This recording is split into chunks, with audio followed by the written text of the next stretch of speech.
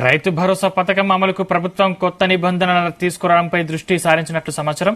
రాష్ట్రంలోని సాగు, బీడు భూముల లెక్కలు తేల్చేందుకు రిమోట్ సెన్సింగ్ సర్వే చేపట్టాలని నిర్ణయించినట్టు తెలుస్తుంది. ఉపగ్రహ ఛాయాచిత్రాల ద్వారా భూముల స్వరూపాన్ని తెలుసుకోనుంది.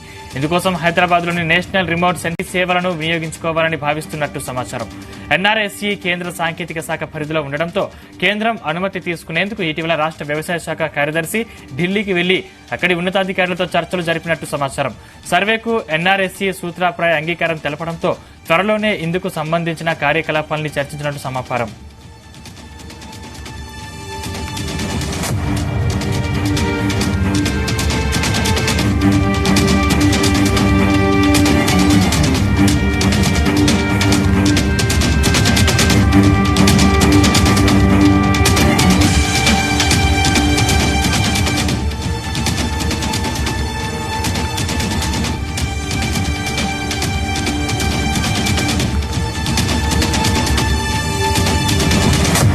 రైతు భరోసా పథకం అమలుకు ప్రభుత్వం కొత్త నిబంధనలు తీసుకురావడంపై దృష్టి సారించినట్టు సమాచారం. రాష్ట్రంలోని సాగు, బీడు భూముల లెక్కలు తేల్చేందుకు రిమోట్ సెన్సింగ్ సర్వే చేపట్టాలని నిర్ణయించినట్టు తెలుస్తుంది. ఉపగ్రహ ఛాయాచిత్రాల ద్వారా భూముల స్వరూపాన్ని తెలుసుకోనుంది. ఇదే అంశానికి సంబంధించిన మరిన్ని పూర్తి డీటెయిల్స్ మా ప్రతినిధి సతీష్ అందిస్తారు. సతీష్. సందీప్, సీఎం రేవంత్ రెడ్డి త్వరలోనే రైతు బంధుకు సంబంధించి కూడా పూర్తిగా సర్వే చేయాలని కూడా ఇప్పటికే అధికారులకు కూడా ఆదేశాలు చేశారు. ఇందులో భాగంగా ఇటు సాగు, బీడు భూముల లెక్కలు తీర్చాలని కూడా సర్కార్ భావిస్తుంది. ఈ నేపథ్యంలో రైతు భరోసా పథకం అమలుకు కొత్త నిబంధనలపై కూడా రాష్ట్ర ప్రభుత్వం విస్తరించినట్టు తెలుస్తోంది. ఈ నేపథ్యంలోనే రాష్ట్రంలోని సాగు భూములు, బీడు భూముల లెక్కలు తీర్చేందుకు కూడా రిమోట్ సెన్సింగ్ సర్వే చేపట్టాలని కూడా నిర్ణయించినట్టుగా సమాచారం అందుతుంది.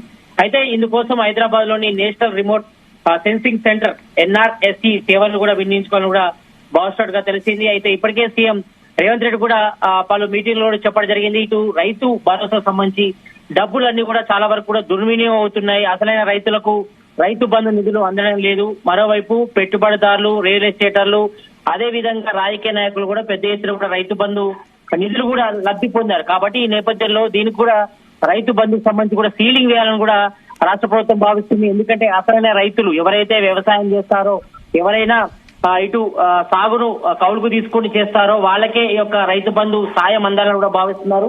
ఈ నేపథ్యంలో పూర్తిగా పగడ్బందీగా ఈ యొక్క రైతు భరోసా పథకాన్ని ఇంప్లిమెంటేషన్ దిశగా రాష్ట్ర ప్రభుత్వం అడుగులేస్తుంది. ఇందులో భాగంగానే దీనిపై కూడా పూర్తిగా ఫోకస్ చేసినట్టు రాష్ట్ర ప్రభుత్వం ఇటీవల రాష్ట్ర వ్యవసాయ శాఖ కార్యదర్శి ఢిల్లీకి వెళ్లి అక్కడ ఉన్నతాధికారులు కూడా చర్చించినట్టు సమాచారం. అయితే సర్వేకు ఎన్ఆర్ఎస్ఈ సూత్రప్రాయంగా అంగీకారాలు తెలపడంతో సర్వేలో ఇందుకు సంబంధించిన కార్యకలాపాలు ప్రారంభించినట్టుగా తెలిసింది. కాబట్టి వచ్చే వానాకాలం నుంచి రైతు భరోసా అమలు చేస్తామని కూడా రాష్ట్ర ప్రభుత్వం ప్రకటించిన నేపథ్యంలో ఆ లోపు వివరాలను కూడా సేకరించేలా వ్యవసాయ శాఖ కార్యాచరణ చేపడుతుంది. కాబట్టి భూముల వివరాలు రాగానే కొత్త మార్గదర్శకాలు రూపొందించే అవకాశం ఉన్నట్టు తెలుస్తోంది.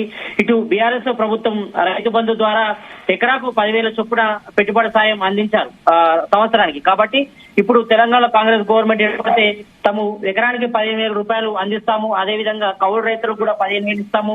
ఇటు కూలీ చేసుకునే వారికి 12,000 రూపాయలు ఇస్తామని కూడా వాళ్ళు మేనిఫెస్టోలో పేర్కొనడం జరిగింది. కాబట్టి ఈ నేపథ్యంలో దానికి సంబంధించిన నిధుల సమీకరణపై కూడా రాష్ట్ర ప్రభుత్వం స్పెషల్ గా ఫోకస్ పెట్టింది. ఇందులో భాగంగానే నిజమైన రైతులు ఎవరైతే వ్యవసాయం చేస్తారో, అదే విధంగా ఎవరైనా సాగు భూమిని కౌలుకు తీసుకొని చేస్తారో వాళ్ళని గుర్తించి వారికే పెట్టుబడి సాయం అందించాలని రాష్ట్ర ప్రభుత్వం భావిస్తుంది. ఎందుకంటే గతంలో మనం చూసాం బీఆర్ఎస్ గవర్నమెంట్ లో చాలా వరకు కూడా వ్యవసాయం చేయని వారికి, అదే విధంగా పెట్టుబడిదారులకు, రిజిస్టర్లకు, పెద్ద పెట్టందారులకు సంబంధించిన ఖాతాలకు కూడా డబ్బులు పడ్డాయి.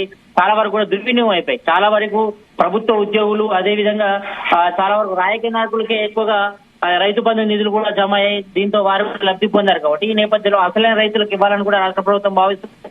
ఈ నేపథ్యంలోనే యొక్క రైతుకు సంబంధించిన వ్యవసాయం ఏదైతే ఉంటుందో 5 లేదా 10 ఎకరాలకు యొక్క సీలింగ్ కూడా వేయాలి. అసలైన రైతులకే పెట్టుబడి సాయం అందాలి. సాగు కూడా సహకరించాలని కూడా రాష్ట్ర ప్రభుత్వం భావిస్తుంది. కాబట్టి ఈ నేపథ్యంలో త్వరలోనే దీనిపై ఒక క్లారిటీ వచ్చే అవకాశం అయితే కనిపిస్తుంది. మరోవైపు దీనిపై విధి విధానాలు రూపొందించి కూడా ఇప్పటికే సీఎం రేవంత్ రెడ్డి అధికారులు కూడా ఆదేశించారు. కాబట్టి రాబోయే రోజుల్లో ఇటు ఎకరానికి సంవత్సరానికి 15,000 రూపాయలు, అదే విధంగా కౌలు రైతులకి కూడా 15,000 రూపాయలు, కూలీలు చేసుకునే వారికి 12,000 రూపాయలు ఇస్తామని కూడా కాంగ్రెస్ తన మేనిఫెస్టోలో చెప్పడం జరిగింది. కాబట్టి దీనికి సంబంధించి నిధుల సమీకరణ ఏ రకంగా చేయాలి, సర్దుబాటు చేయాలనిపై కూడా ఇప్పటికే రాష్ట్ర ప్రభుత్వం కసరత్తు చేసింది. ఎందుకంటే ఆ డిసెంబర్ 9 అంటే డిసెంబర్ 7 సీఎం రేవంత్ రెడ్డి ప్రమాణ స్వీకారం చేశారు. అప్పుడే వెంటనే 9 రైతుల ఖాతాలో డబ్బులు జమ చేస్తామని కూడా స్పష్టం చేశారు. కానీ అప్పుడు నిధుల కొరత వల్ల, అదే విధంగా గత ప్రభుత్వం అమలు చేసినటువంటి పథకాన్ని అమలు చేశారు. చాలా వరకు కూడా రైతు బంధు నిధులు ఈ వేసంగికి కూడా దానికి సంబంధించి 10,000 రూపాయల పడ్డది ఎకరానికి. కాబట్టి ఈ నేపథ్యంలో ఈసారి తెలంగాణలో కాంగ్రెస్ గవర్నమెంట్ ఏర్పడిన తర్వాత తమ ప్లాన్ ఇంప్లిమెంట్ చేస్తామని కూడా కాంగ్రెస్ భావించింది. కాబట్టి ఈ నేపథ్యంలోనే త్వరలోనే ఎకరానికి సంవత్సరానికి 15,000 రూపాయలు ఇచ్చేందుకు కూడా సిద్ధమవుతుంది.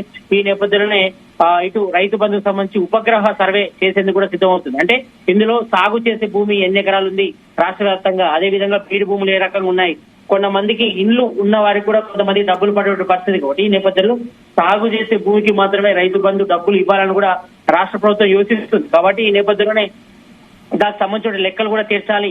ఇక్కడ ఉన్నటువంటి మొత్తం సర్వేయర్లు కానీ, వ్యవసాయ సంబంధించిన అధికారులు కానీ ఫీల్డ్ లో వెళ్లి ఎవరు వ్యవసాయం చేస్తున్నారు, ఎవరి భూమి ఎవరు కౌలు తీసుకున్నారు అనేటువంటి లెక్కలన్నీ కూడా తీర్చి పూర్తిగా రాష్ట్ర ప్రభుత్వానికి సమాచారం ఇవ్వాలని కూడా చెప్తున్నారు. కాబట్టి ఈ నేపథ్యంలో దీనిపై కూడా త్వరలోనే లెక్కలు చేసే అవకాశం కనిపిస్తుంది. మరోవైపు యొక్క ఒకవేళ 15,000 రూపాయలు ఎకరానికి సంవత్సరానికి ఇస్తే మాత్రం ఈ నేపథ్యంలో 1,52 లక్షల ఎకరాలకు ఏటా దాదాపు 23,000 కోట్లు బడ్జెట్ అవసరమని అంచనా వేస్తున్నారు. కాబట్టి ఈ నేపథ్యంలో దీనికి సంబంధించి విధి విధాలు రూపొందించాలి. ఎందుకంటే రాష్ట్ర ప్రభుత్వం ఓన్లీ సాగు చేసే వారికి ఇవ్వాలని కూడా భావిస్తుంది. కాబట్టి ఈ నేపథ్యంలో మరి సీలింగ్ చేస్తారా లేదా, ఎందుకంటే కొంతమంది పెద్ద రైతులు కూడా 10 నుంచి 20 ఎకరాలు ఉన్న వారు కూడా ఉన్నారు. కాబట్టి ఈ నేపథ్యంలో మరి రాష్ట్ర సర్కార్ మాత్రం 5 నుంచి 10 ఎకరాలు ఉన్న వారికి ఈ యొక్క రైతు బంధు, రైతు భరోసా డబ్బులు ఇవ్వాలని కూడా భావిస్తుంది. కాబట్టి ఈ నేపథ్యంలో మరి సీలింగ్ ఉంటుందా లేదానిపై కూడా ఇంకా క్లారిటీ రావాల్సిన అవసరం అయితే కనిపిస్తుంది.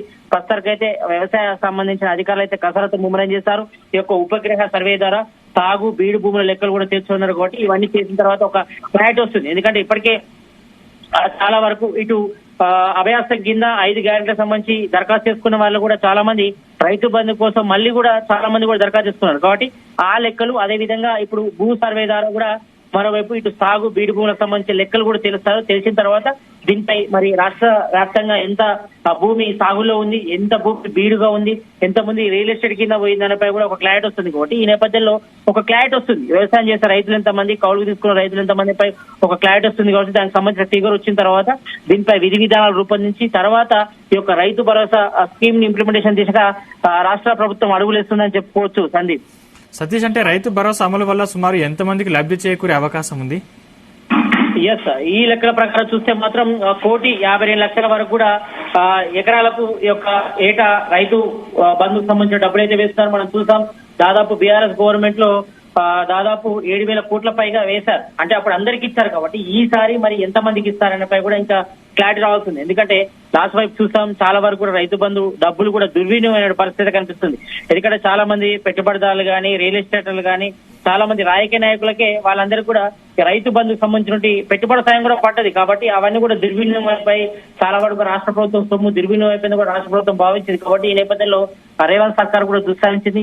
నిజమైన రైతులు ఎవరైతే వ్యవసాయం చేస్తారో, ఎవరైతే సాగు చేస్తారో వారికే ఒక రైతు బంధు డబ్బులు వేయాలని కూడా రాష్ట్ర ప్రభుత్వం భావిస్తుంది. కాబట్టి అప్పుడే నిజమైన రైతులకు న్యాయం జరుగుతుందని భావిస్తుంది. ఆ నేపథ్యంలోనే దీనికి సంబంధించిన లెక్కలు కూడా తీసేందుకు సిద్ధమవుతుంది. కాబట్టి దాదాపు 1,000,000 మంది పైగా 1,000,000 ఎకరాల పైగా సాగు చేస్తున్న భూమి ఉన్నట్టుగా తెలుస్తోంది. కాబట్టి దీనిపై అధికారులు లెక్కల ప్రకారం దీనిపై ఒక క్లారిటీ వచ్చే అవకాశం ఉంది. కాబట్టి తర్వాత ఎంత బడ్జెట్ ఇంప్లిమెంట్ చేయాలని కూడా చూస్తున్నారు. ఎందుకంటే లాస్ట్ టైం అయితే అందరికీ ఇచ్చినప్పుడు మాత్రం బీఆర్ఎస్ గవర్నమెంట్ లో దాదాపు 7,650 కోట్లు రిలీజ్ చేస్తారు. కాబట్టి ఈ నేపథ్యంలో మరి సాగుకున్న భూమి విషయానికి వస్తే మాత్రం ఈ యొక్క తగ్గుతుంది కొంతవరకు. ఎందుకంటే ఇప్పటి వరకు మాత్రం బీఆర్ఎస్ గవర్నమెంట్ లో ఉన్నప్పుడు అందరికీ వేశారు. కాబట్టి ఈసారి ఓన్లీ సాగు చేసే వారికి వేద్దామని కూడా రాష్ట్ర ప్రభుత్వం నిర్ణయించింది. కాబట్టి కొంతమేర తగ్గే అవకాశం కనిపిస్తుంది.